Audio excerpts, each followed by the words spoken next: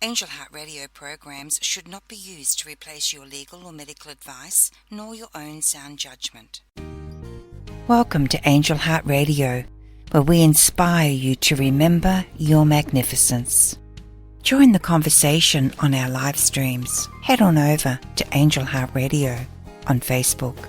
And there's even more for you on angellight777.com.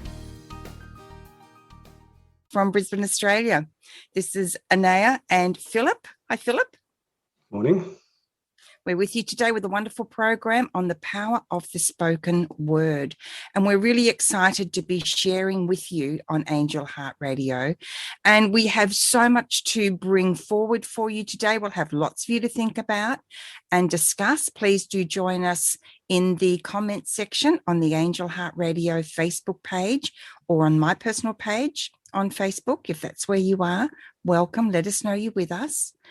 And before we get started, I want to remind you that Angel Heart Radio programs should not be used to replace your legal, medical, nor professional advice or your own sound judgment. Remember, you're a divine being and trust your own guidance and what is right for you. Philip, we have so much to talk about today, don't we? And one of the things we really want to bring forward is our understanding that on Angel Heart Radio, we are inclusive. So that means that whatever your religious or non-religious point of view is, that's okay with us. And we're not here to tell you what to do. We're not here to tell you what's right and what's wrong. We're here to share. And Philip has his own viewpoints and he's going to share those today. And I'm really excited about that, Philip, because I love the fact that we can all have our own way of understanding and way of doing things and not need everybody else to agree with us all the time and hear what we all and each have to say. I totally agree. And isn't it a shame that in this day and age, we're supposed to be more inclusive than ever? But often when we try to be more inclusive and say, let's together, when despite the fact that we have different places of coming to a viewpoint or different feelings about certain things, tends to breed more division instead. So thank you so much for allowing me here to share my viewpoint and try to be respectful of other people's viewpoints as well. Isn't that nice? I love it. I really do. It's about, walking our talk. And I love the fact that we can share how we view things. You're a Christian. I'm not. But we have a wonderful common ground. We both believe in God or the universe or creator or the higher power, whatever term might work for each of us or any of you guys watching. And I love that, Philip. And I think that's so important because that, after all, is how peace it really comes about when we start to remove the division, when we start to understand that it's the love that we have in our heart that matters, not the words we call that love.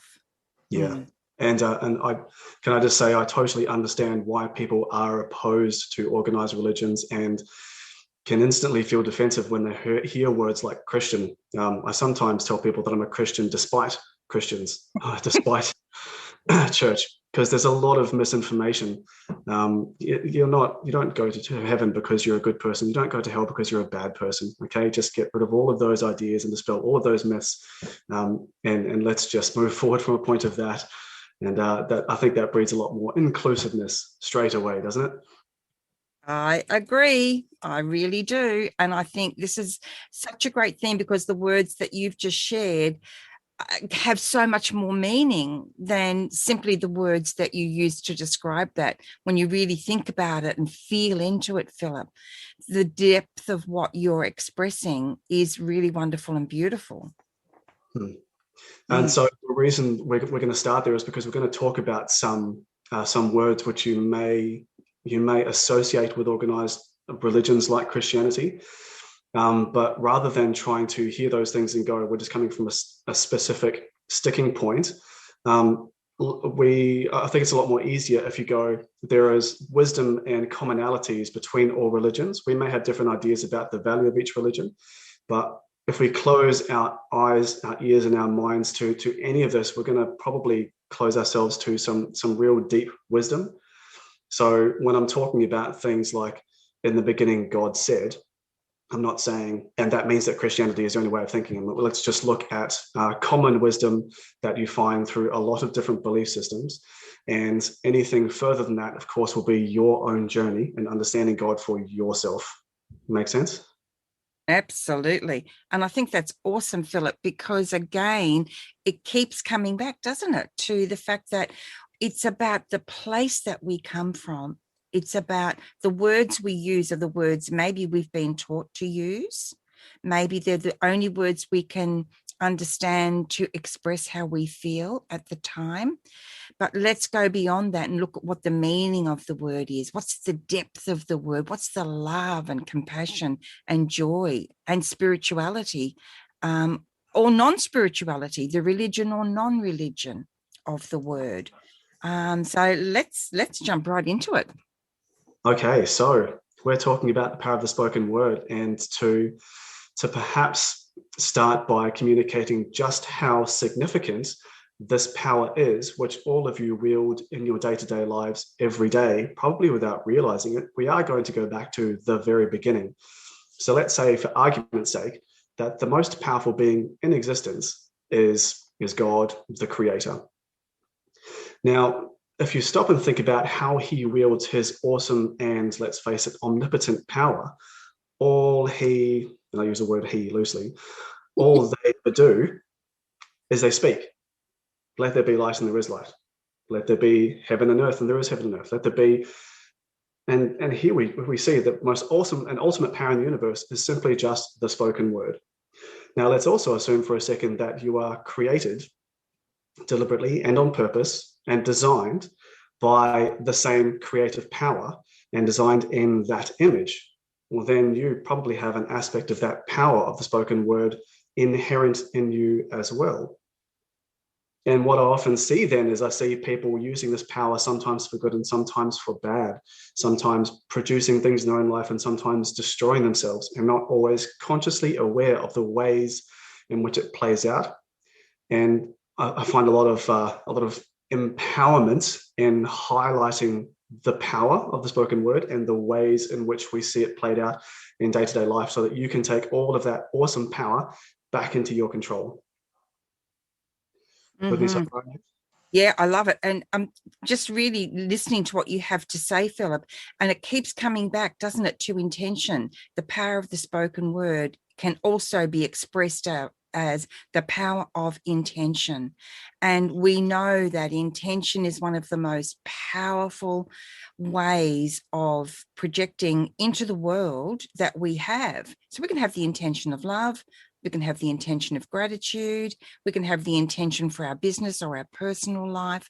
And when I think about God or creator, I think about the intention that was set forward, put forward for an absolutely unconditional love. And I know we have free will, which is the power of choice. And within that free will, a lot is possible, including a lot of pain, sadness, and destruction. And yet, within that as well, we also have the power of free will to choose the intention of love and gratitude, support and harmony, peace, compassion, empathy, joy. There's so much involved, Philip, isn't there? Yeah, and what a good point to make, that it starts with a choice. Especially being intentional produces those fruits. And what a great, it's a good starting point for a lot of the stuff to talk about, because even without making a choice, your words are having all these implications, ramifications, consequences. So the power is already there and already being wielded by you, whether you want it to be or not. It's like leadership and how what you model is adopted by those people under you, your family, for example.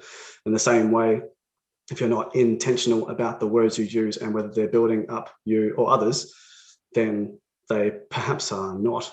So yeah, choice, very important. Hey, Anayah. Yeah. Oh, it's massively important.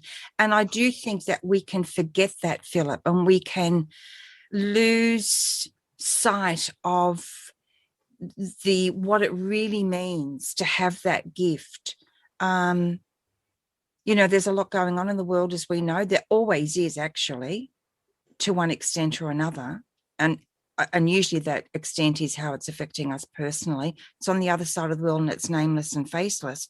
It's easy to say, oh, that's really terrible, isn't it? And move on. But when it affects us in our daily lives or our families, loved ones, etc., it becomes much more personal. So therefore much more, it can be more painful, fearful. And yet at the same time, that choice also allows us the opportunity, which I'm not saying is easy, everyone. Please don't misunderstand me. And this is not to diminish anything that you may be experiencing, going through, or feeling, or your loved ones. And yet at the same time, we have within that the opportunity to bring our focus back, our point of power back to the intention of what do I want to, what do I choose in this moment. And it may be that we are in under great duress. Perhaps we've lost jobs, homes, families. You know, it's a very frightening time for a lot of people.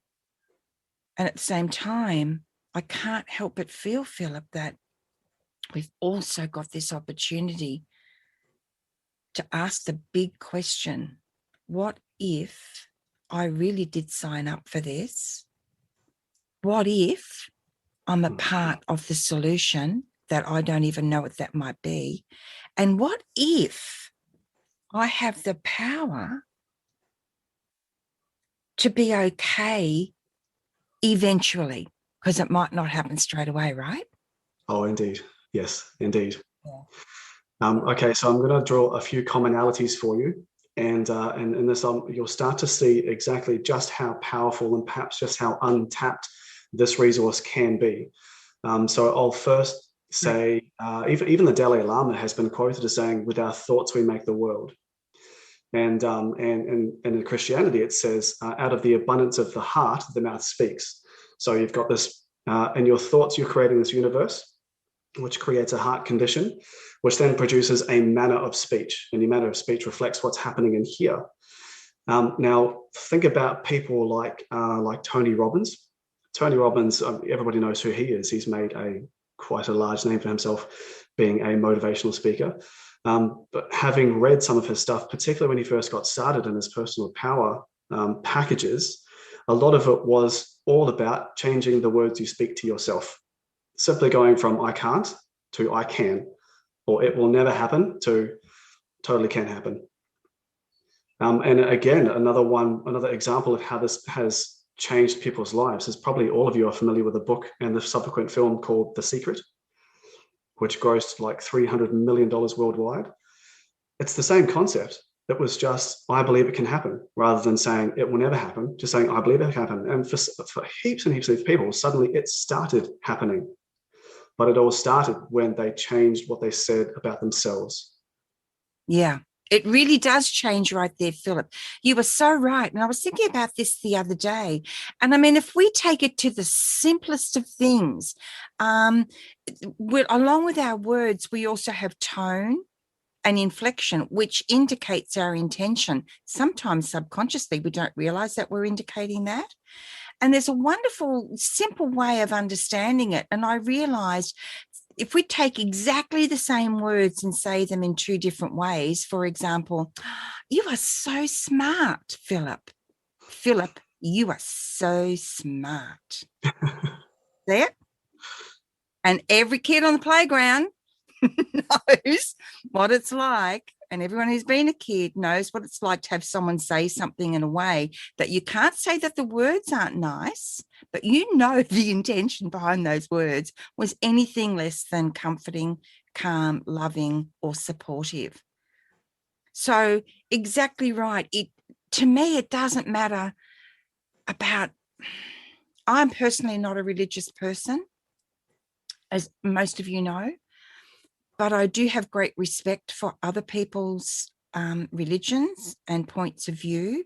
And for me, anything that makes you feel nourished and supports you and loves you and helps you understand the magnificence of your own being is a great thing.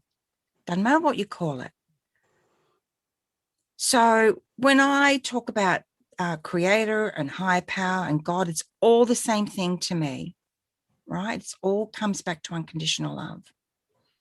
So I love what you're talking about, Philip, because you're bringing people like the Dalai Lama, for instance, into it, because we begin to understand then, don't we, that there are so many beautiful people in the world bringing forward ways to consider the same thing. Yeah. And for my point, I mean, even if, let's say, hypothetically, there was one true religion and a whole bunch of false ones, at the end of the day, there are universal truths which people from all of these walks of life have acknowledged, recognized, and tried to further simply because they love people and they want other people to have better lives. And I think acknowledging the power of these universal truths wherever they come from and whoever espouses them can be so beneficial to us, rather than, for example, I'm a Christian and saying the Dalai Lama said something, so it's instantly wrong, la, la, la, la, la, la. Like, well, no, okay, let's credit where credit is due. If there's wisdom there, then it can be adopted. Yeah. Yep. Sorry. I accidentally brought up the video. I didn't mean to. I didn't know what to do for a minute. Yeah, that's exactly right. And we've got Julie from upstate New York with us, who often joins us on Angel Heart Radio. And Julie, thank you so much for letting us know that you're with us, simply by saying hello in the comment section on the live stream. It's awesome to have you with us. And she says, let me just tell you what Julie says. Julie says, thank you for all you are doing to help us. And I think that's beautiful. Already the words that we're hearing, Philip, aren't they wonderful? Already the words are so kind, supportive, full of gratitude, acceptance, support. Awesome. Perfect, Julie. You've really just put the whole show in a nutshell. Okay, Philip, floor's yours. Okay, so it's easy to get stuck on a subject like this of the doom and gloom, right?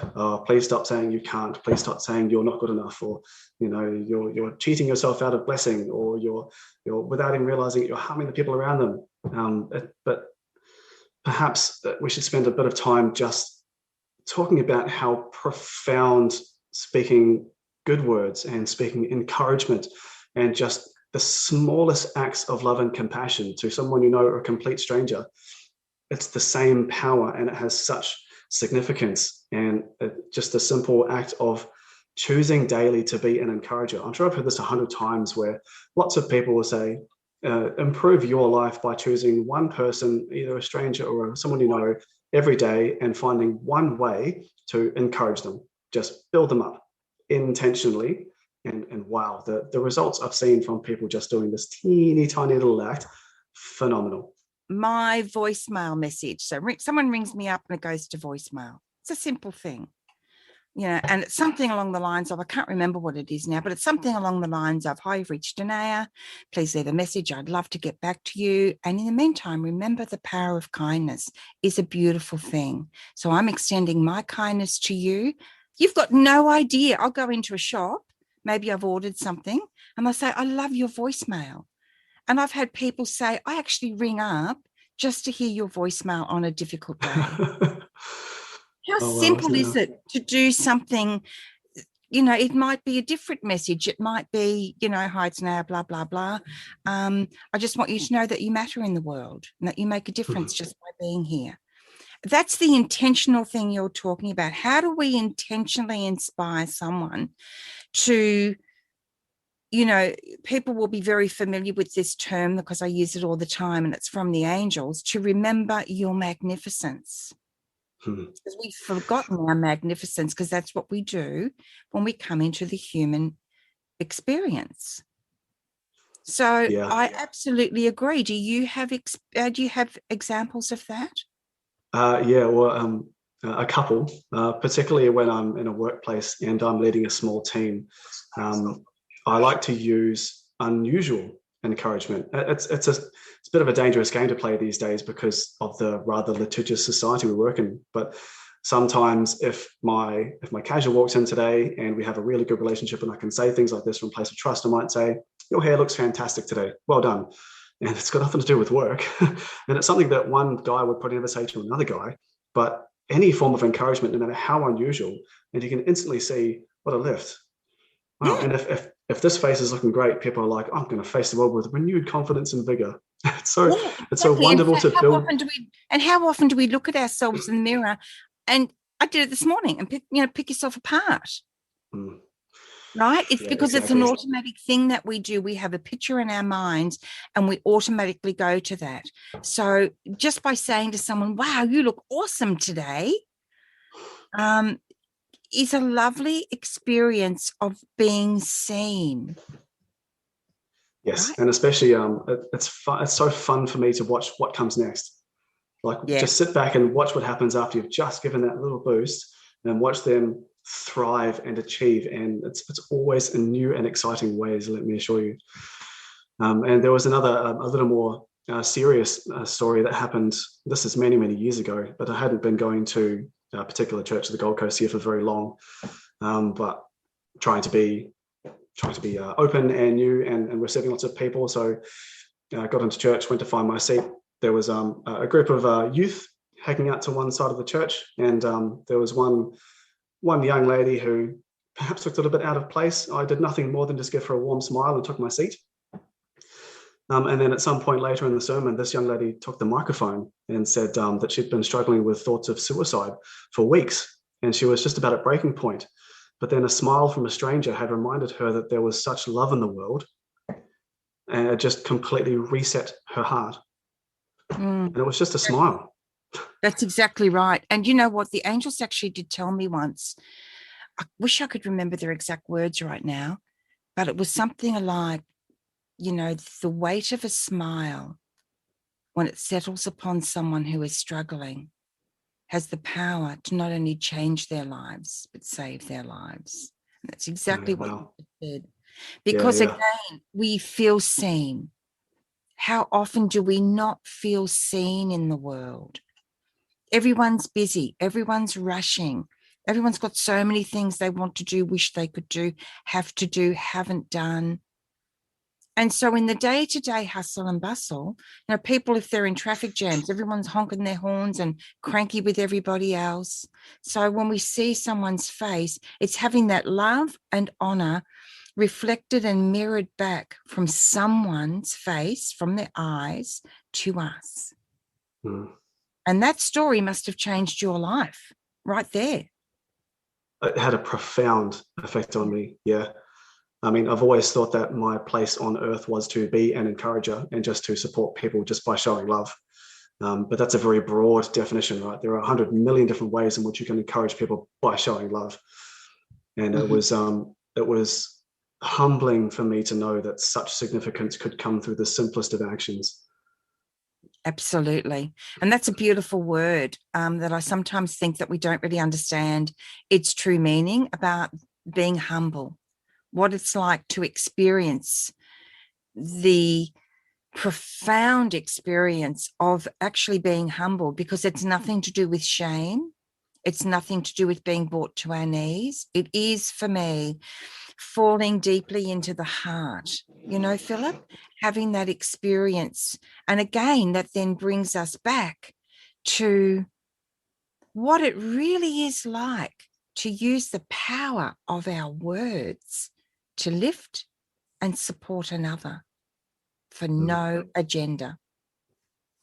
Yeah. And encouragement is exactly that, isn't it? It's just wanting to lift someone up, and not necessarily for your own personal reasons, just wanting to improve the world around you for anybody that you may or may not encounter that day. Exactly. Yeah, it's very, very liberating. Yeah. It really is.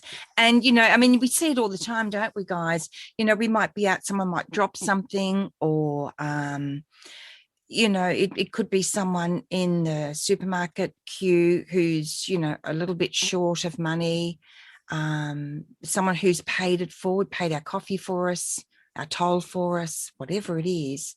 We see it all the time. And we're talking about those simple acts of kindness where there aren't even any words often involved, but it's the intention of kindness. The word is the intention of kindness, and simply paying it forward for no other reason than to pay something forward with kindness. And people often then pick that kindness up and make it a part of their own lives. What's that old saying? You can put it on the table, but it doesn't mean to say I'm going to pick it up. So, when you're thinking about what you're going to put on the table of life, have a think about putting something just for a moment. And if you've never had that experience of kindness yourself, then that becomes quite challenging. And yet, every single person on the planet has free will. It's not up to us to tell anybody else how to use their free will. But today is an opportunity to maybe consider some ways that you're using your free will, and your words are one of those ways. And again, universal law. If you want more of something, start by giving it away. Yes. Yeah. Yeah. That's very powerful and very, very true. And I love that, Philip, because what we're giving away today is support, compassion, kindness, opportunity, maybe just food for thought. Okay, so next point that I really, really want to communicate when it comes to power of the spoken word is how it's probably already being used against you or to attack you. So some things to watch out for, particularly in our current society and the way the world works. So the power of the spoken word is so popular. People have been using it to sell you things for a very long time. And if you haven't had sales training before, I highly recommend you do it, because you'll never be sold anything ever again. And you'll start to pick up when people are using their words to order you to do things that you may or may not want to do.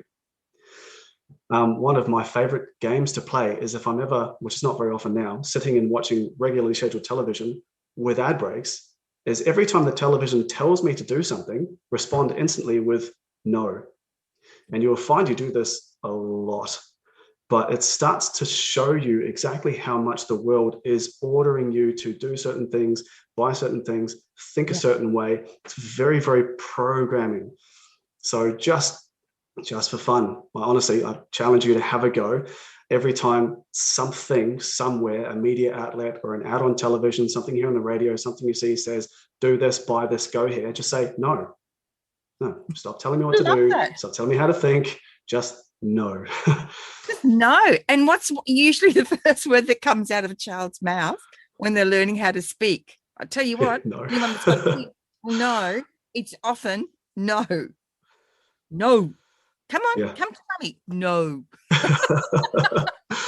There you go. Time to get in touch with that inner child and the little no therein. Absolutely. And let me just share a couple of things that are going on in the comment section on our live stream. Julie Kiss is with us, as I said before. Wonderful to have you with us. Fatima's been with us. We also have a comment from Belinda Brown. She says that she did it yesterday, talking about paying something forward with a kind word. I did it yesterday at Spotlight, an elder lady with beautiful chestnut-coloured hair. I told her it suited her beautifully, and she told me it made her day. And she went on to say it was reciprocal, and what automatically came out of my mouth was received both ways. So it was a kindness to herself as well. Julie says, absolutely beautiful. Fatima says, my favorite kindness is helping open doors for the elderly and mothers with babies and or small children. Gives me great joy to see their eyes light up with gratitude and delight. Isn't that wonderful? Yeah. And can't you always see in those moments that strangers' faith in humanity absolutely restored by your simple just touch of kindness and gratitude and saying, I will stop whatever's going on in my day. It's 5 seconds just to make your life a little easier. Well done. Exactly. And it's so true. I did something quite similar recently. Fatima, I was at supermarket and I put my groceries in the car, and there was a young mum and she had a couple of really young children. It's a big job being a young mother or a young father, both. And so I just automatically said to her, let me take your trolley for you. And she was so touched and so happy about that. And she felt recognized and supported and helped in that moment. And it was such an easy thing for me to just take it over. I didn't have a toddler on my hip and another child I would have had to have left in the car. No, easy peasy. So have a think about the simple ways that our words, let me help you with that, or may I help you with that? I'd love to take that for you. Would you mind if I put your trolley back for you? So there's lots of different words we can use, all for the same beautiful outcome. Someone might say, oh, thank you so much. Another might say, oh, no, it's fine, thanks. Either way, it's the intention of not being attached to the outcome, isn't it, Philip? Yeah, that's a really good point. Yeah. And not feeling like, oh, well, that was pointless doing that. You know what I mean? Yeah, again, positive self-talk, right? The positive things we say to ourselves in our mind first, which then set our heart attitude and produce the words. Yeah. And so let's say, for example, she had said to me, no, it's fine, thank you, right? Let's just say she had said that. My opportunity then to say to myself, instead of saying, oh, that was a waste of time, or I won't do that again, or how embarrassing, would be to say, I'm so glad I offered. Simple. And this all takes practice, doesn't it, Philip? It doesn't necessarily come automatically, and it's not always easy to maintain. Oh, and yet, I tell you, the choice. For years, I wanted to be the kind of person who, if I was driving on the road and somebody was pulled over or stuck, I wanted to be the sort of person who would pull over. For, I don't know, 2 years, 3 years before I finally actually got in the habit of it. And 9 times out of 10, I'll pull over and I'll look and I'll be like, oh, they've actually already got help. But I never, ever regret stopping to check. Absolutely. And you know what? Let's just say you're in a situation where you can't stop safely, because we know that happens as well. The one thing I can do is I always call on angelic support or divine assistance for that person, because sometimes that's the role I can play. What was the other thing I was going to say? God, I've forgotten now. Something I thought would be really cool to share. It might come back.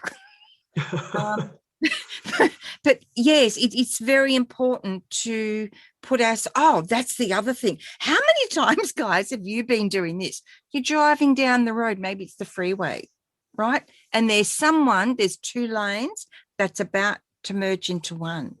And there's someone that comes up on the outside lane because they know you are going to have to let them in. They don't want to wait their turn. I get so competitive about that.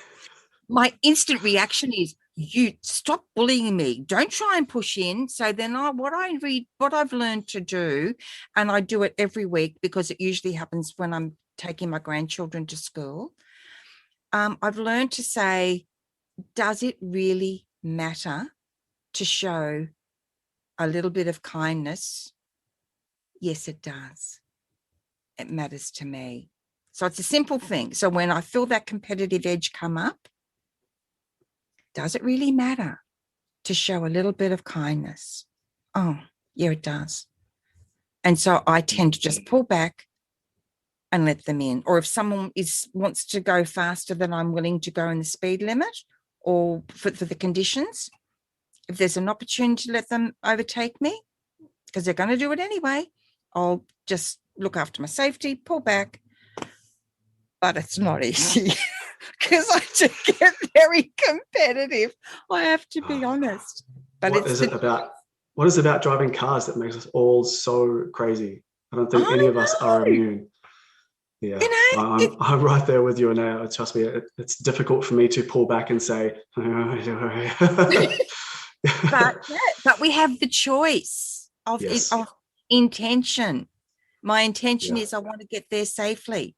My intention is I want to be a compassionate driver, or perhaps my intention might simply be that I just want to enjoy the drive.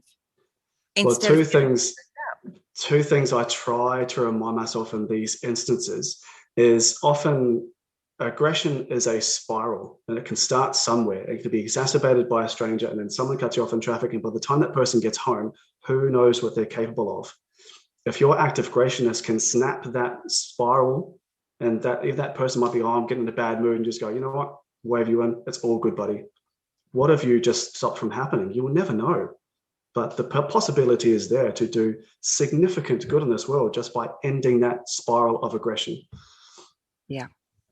There's been another a comment from Fatima, and she's saying, how marvelous of you, dearest Anayah. So love that.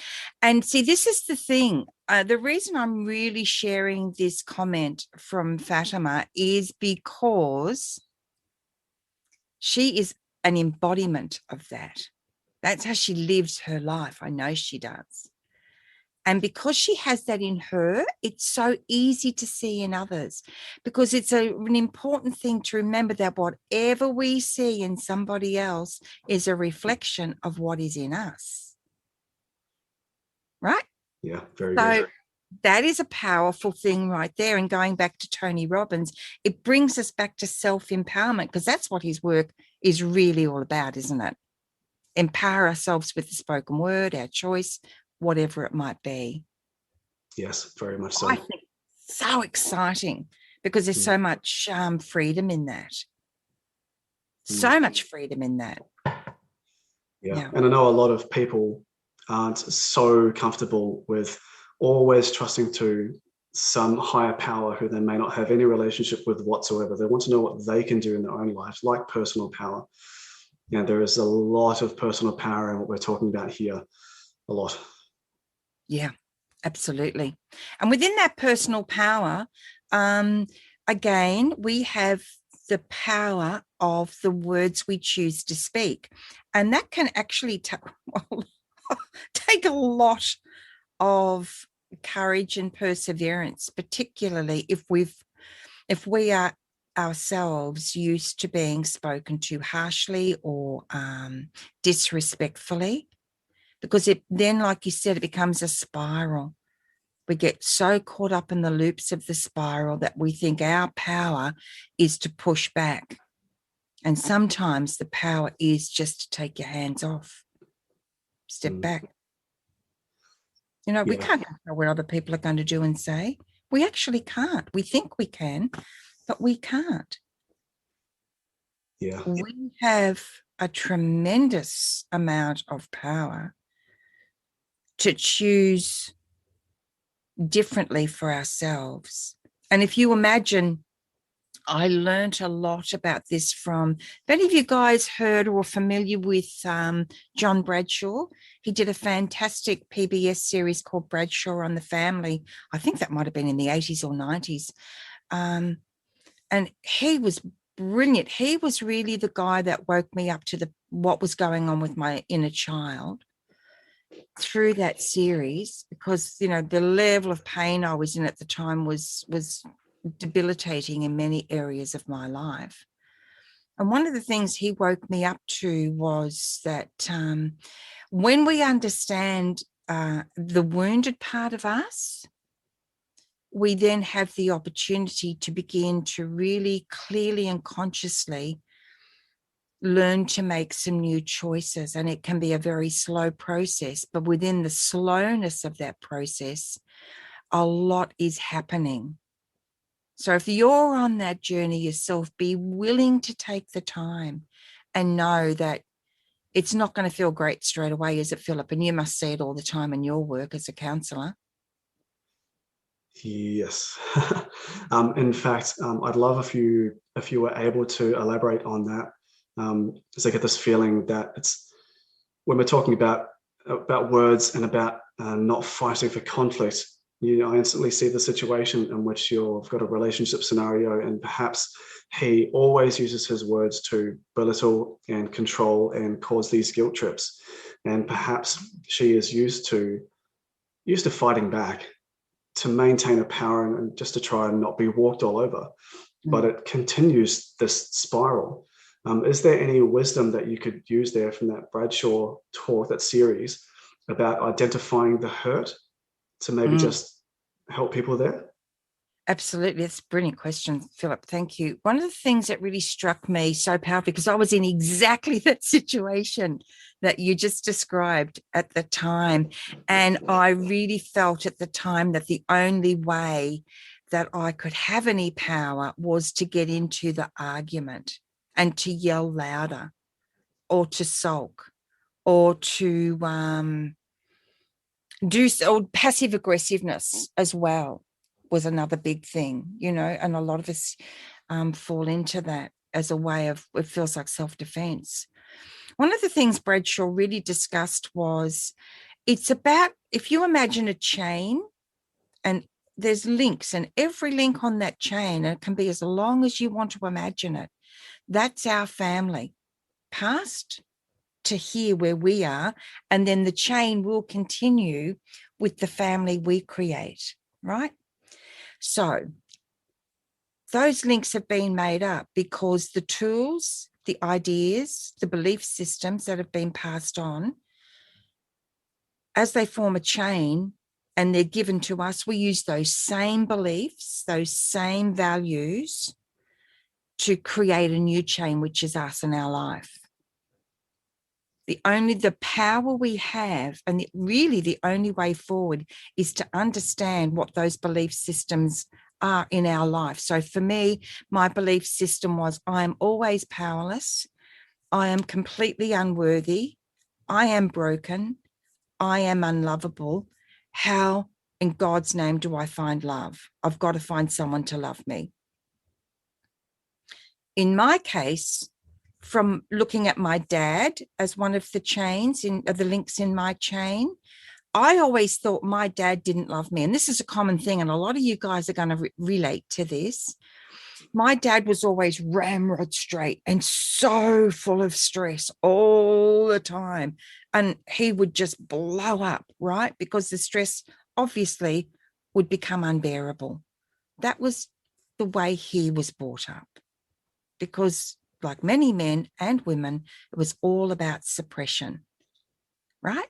All about hold it in, don't show your feelings, don't show any emotion, get on with the job, do what you got to do, and, stop being a sissy about it.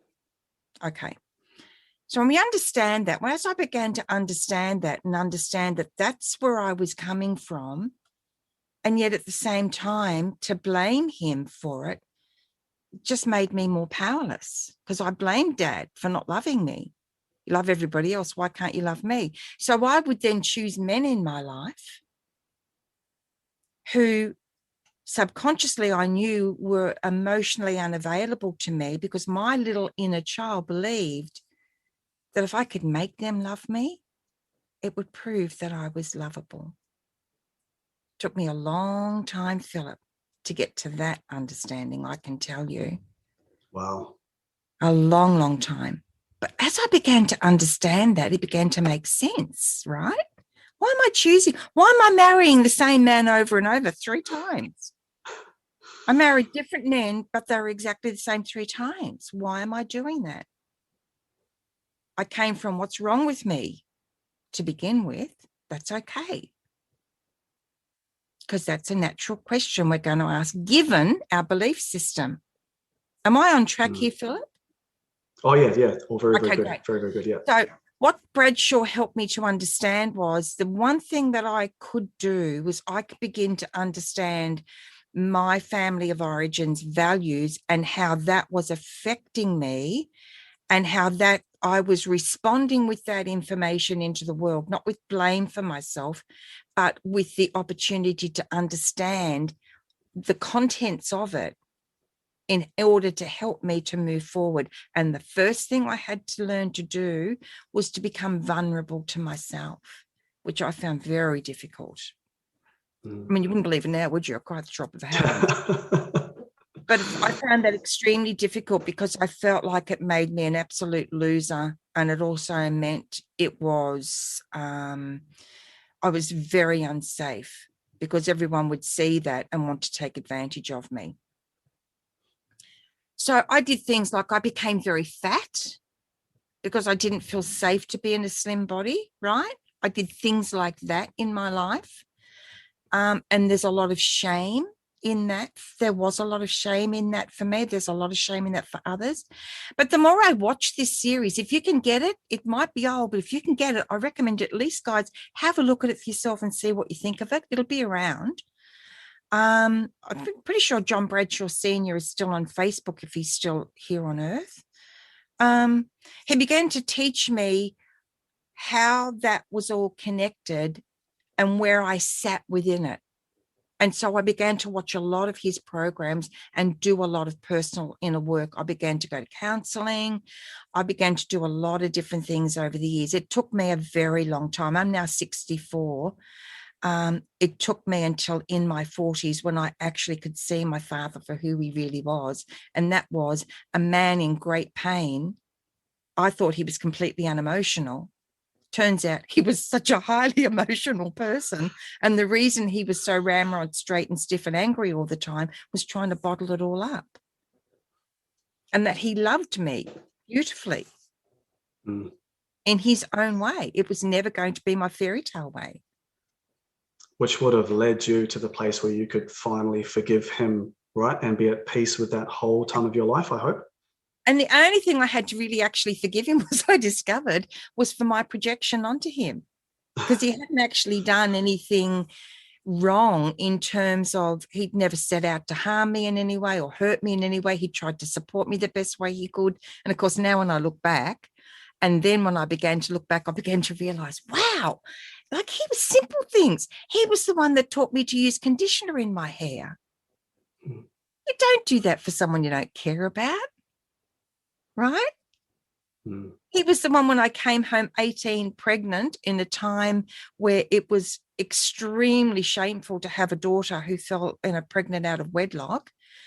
He was the one that said, no matter what you want to do, I'll support you. If you don't want to get married, you don't have to.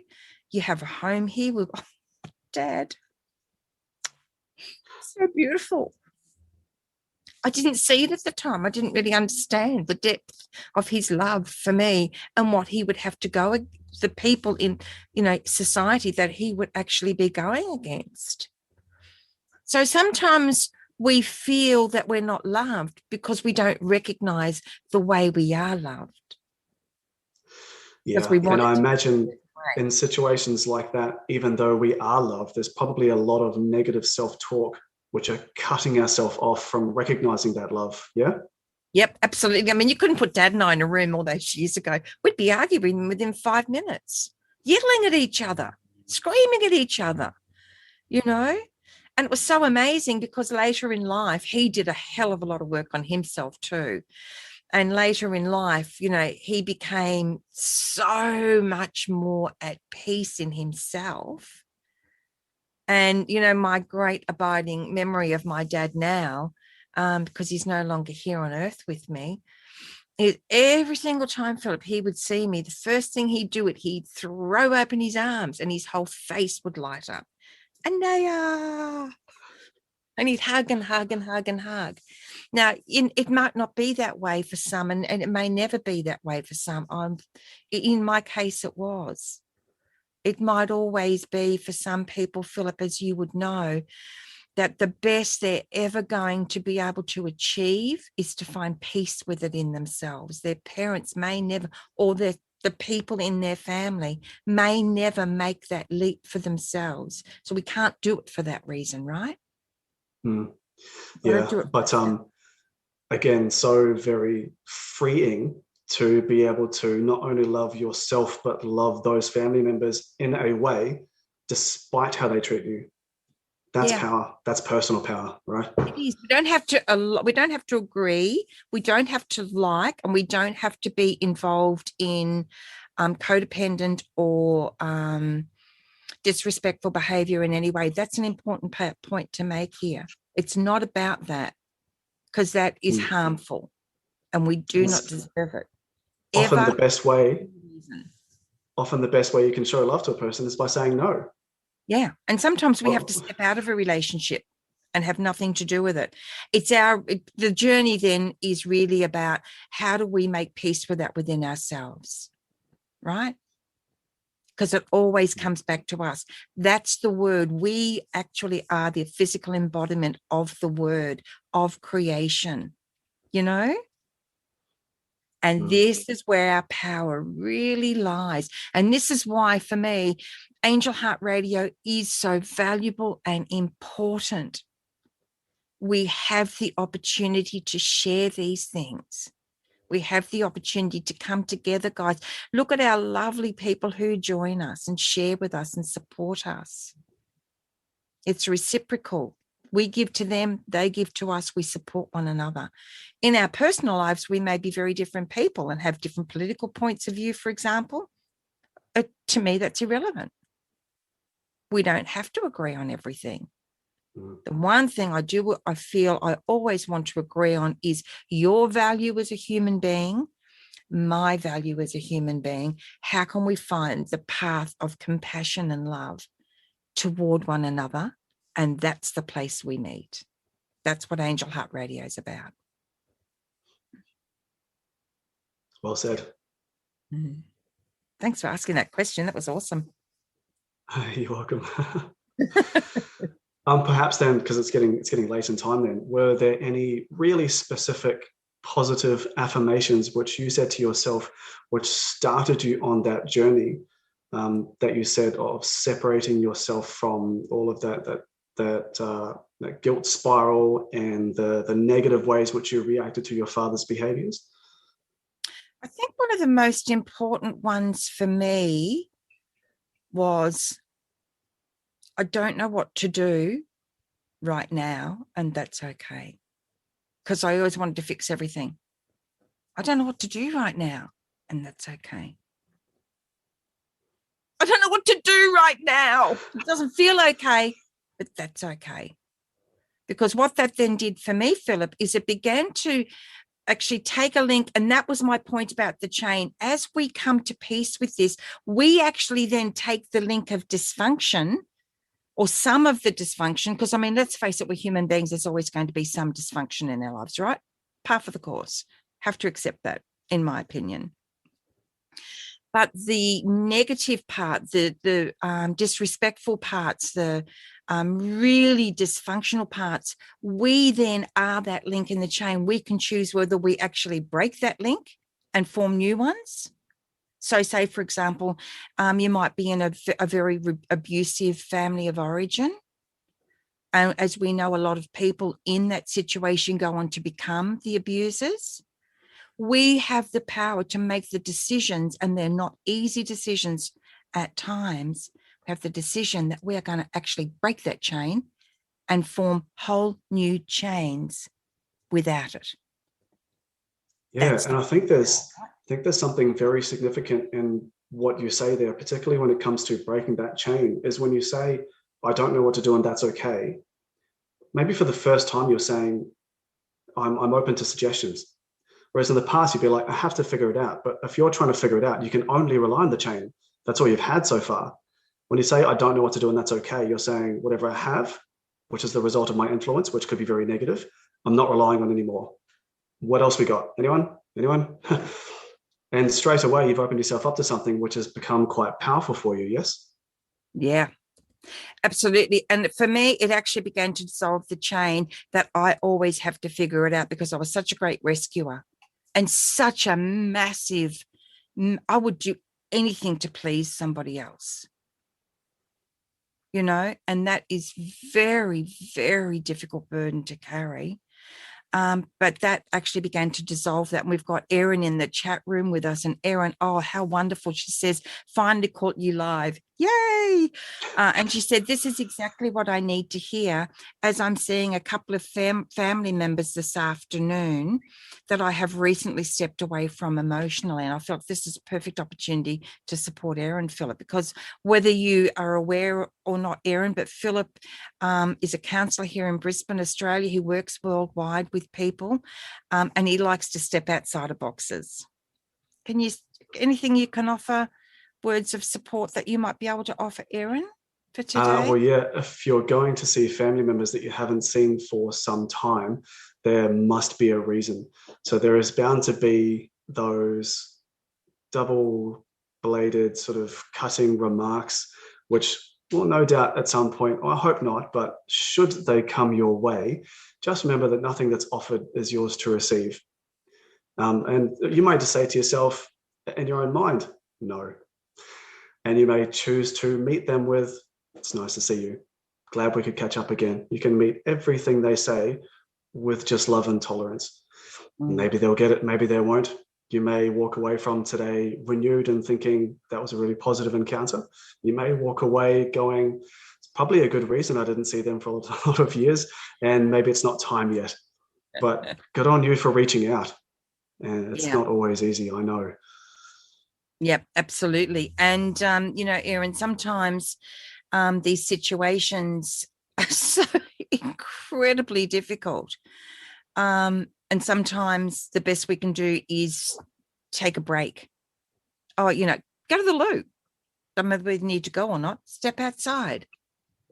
Sometimes those little moments, Philip, of just breaking the energy for ourselves, because then we can have the positive self-talk, which can be very difficult when our mind is yelling at us, stop saying that, you cow, whatever. That's a really, really good point. Yeah. You can only act or react. And if you react, you can't decide how to act. So sometimes you do have to step away to go, I don't want to react. I want to act, but I need a moment. Very powerful. Very, very powerful. And these are all tools I've learned along the way that I at times still find incredibly difficult to implement, but I know they work. So I'm willing to take that journey. Erin also says, yes, I'm so conscious of breaking the chain with my mother so I don't repeat the same mistakes with my children. And this is a really great point, Erin, because what I came to understand is those mistakes are actually gifts. So if we just accept for a moment, all of us, that we've all contracted to come together for these exact specific reasons, right? Let's just say we have. What if it's perfect?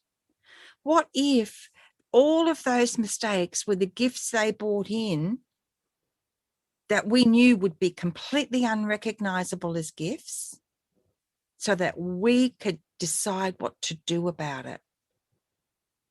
Right? What if? How powerful is that? And again, Huge. How incredibly, I'm going to say the word, bloody difficult. I never swear on air, but I have to say it. It's so bloody difficult. Oh, twice in 1 week. Woohoo.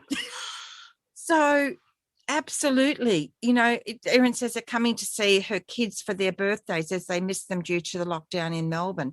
And she said, yes, I need not to react. But the thing is, we can always react to ourselves. Okay, how do I want to react here? What do I want to do? I want to yell. How do I really want to react? I want to just step away for a minute. Takes time, Erin. Might not work out today, it might. But you know what?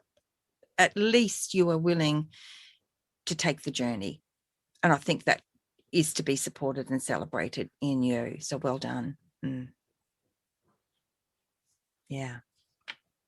She loves that. Not mistakes, but gifts. Julie says, great show. Lots of exclamation marks going on here. Great show. Thanks again. It's exciting when we have you guys, when we get your feedback like this, Philip, doesn't it just charge the whole topic that we've decided to bring forward? And this is Philip's choice today.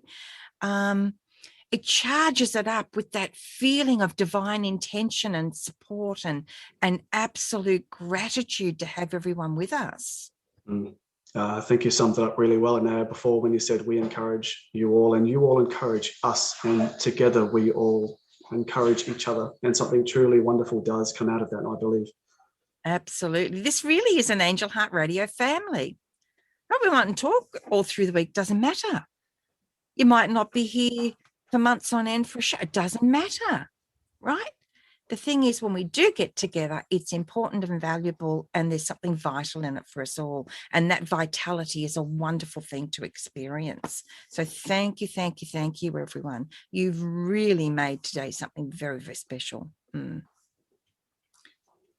So what are we up to? Oh my gosh, look at that. Talk about a little slice of divine perfection there. We're an hour in, which is our allotted time today. Philip, is there anything else to bring this to a conclusion that you wanted to share, that you'd like to share now?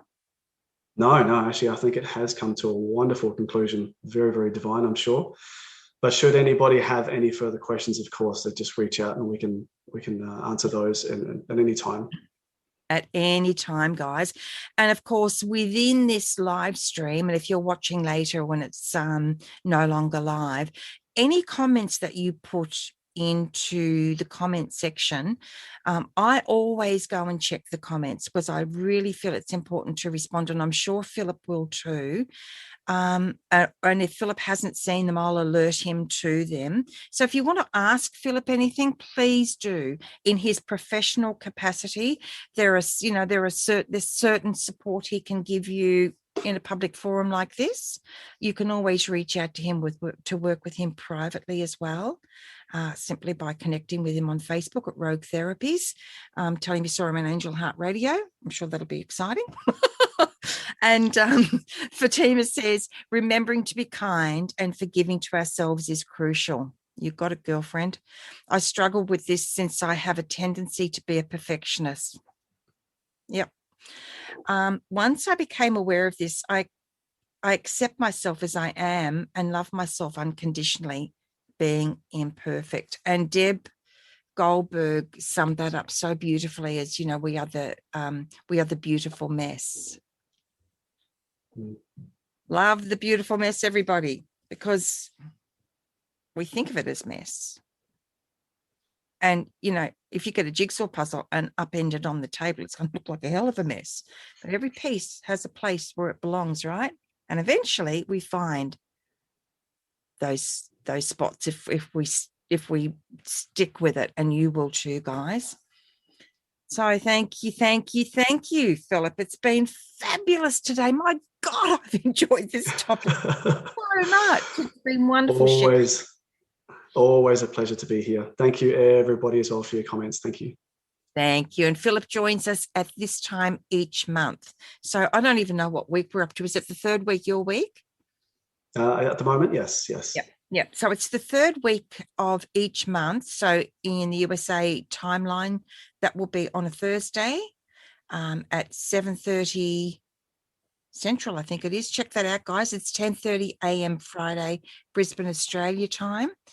So this is a really great show to make sure that you tune into. Philip's always got something awesome to share with us. Thank you, Philip. Thank you, Anayah. Thanks, everyone. Thanks for being with us. We really love you and value you. Who you are actually right now is wonderful. Remember to be kind to you. It's so important to be kind to yourself. When we're kind to ourselves, we then have that kindness to take out into the world and share with others. What we give to ourselves is an abundance that we have to share. So look after yourself. Take good care. We love you, and we'll see you soon. Check out everything on Angel Heart Radio. You can find all the show guides. Actually, I forgot to tell you, on angellight777.com, you'll see the Angel Heart Radio tab there. It's an awesome page. I finally got it together. Lots of love, everyone. Bye. You've been listening to another fabulous program on Angel Heart Radio. Our goal is to remind you of how much you matter in the world, and to let you know that we appreciate who you are in the world. Angel Heart Radio programs are powerful tools. They are not intended, nor should they, be used to replace your medical or legal advice. The views and opinions expressed by Angel Heart Radio hosts, guests, co-hosts and associates should not be construed as advice from Angel Heart Radio.